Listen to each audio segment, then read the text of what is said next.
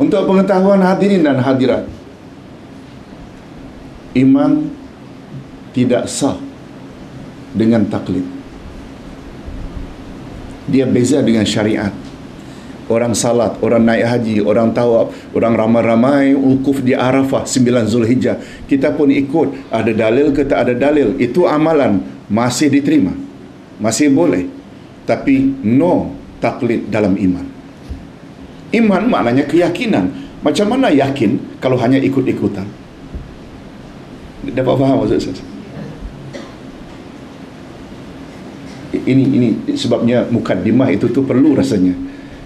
Itu sebabnya kita insya-Allah walaupun dah tahu rukun iman, tapi cara pembelajaran kita kali ini kita bukan taklid.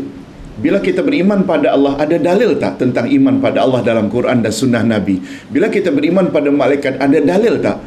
Ustaz tak kata mesti hafal dalilnya, tak. Tapi pastikan dalilnya ada. Membuat kita confident, yakin, tak ragu. Betul tak? Nah, itu sebenarnya matlamat kita adakan buku. Baik, kita mulai saja hadirin dan hadirat. Makna iman kepada Allah. Rukun iman atau rukun iman yang pertama adalah iman kepada Allah.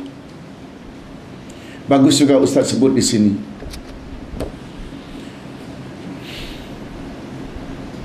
Ilmu akidah sangat luas.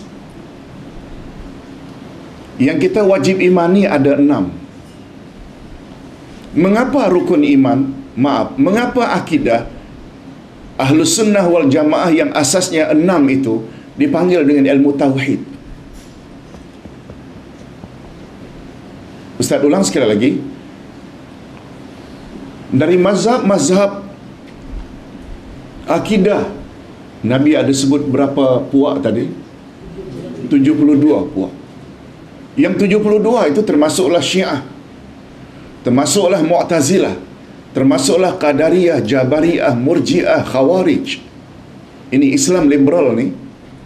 Ini nama baru saja. Sebenarnya ini puak Mu'tazilah yang banyak gunakan akal, logik, rasional daripada ayat Quran dan sunnah Nabi. Bukankah Islam liberal mendakwa semua agama adalah sama? Betul tak? Begitukah Quran cakap? No. Begitukah hadis cakap? Tak. Betul tak? Islam liberal mendakwa semua agama adalah sama. Itu maknanya mereka hanya gunakan akal. Mereka tak namakan nama lamanya Mu'tazilah, tapi hari ini dengan Islam liberal ke, dengan nama modernis ke, macam-macam nama. Ini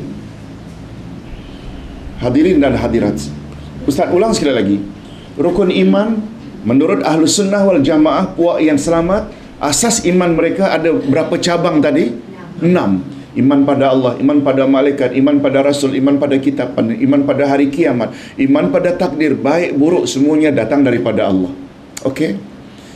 Tapi mengapa rukun iman yang 6 ini dinamakan ilmu tauhid?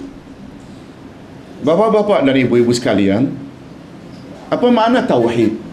Mengesakan Allah. Dia menjurus kepada rukun yang mana satu? Yang pertama ke, kedua ke, ketiga ke? Yang pertama, iman pada Allah.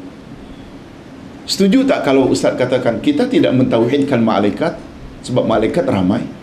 Kita tidak mentauhidkan Rasul, Rasul ramai. Kita tidak mentauhidkan kitab, kitab banyak. Betul tak? Yang kita tauhidkan siapa? Allah sahaja. Kita dah bahas dah. Bila kita tauhidkan Allah dari sudut perbuatan-perbuatannya, itu namanya tauhid rububiyah. Bila kita esakan Allah dari sudut nama-nama dan sifat-sifat, namanya tauhid asma wa sifat.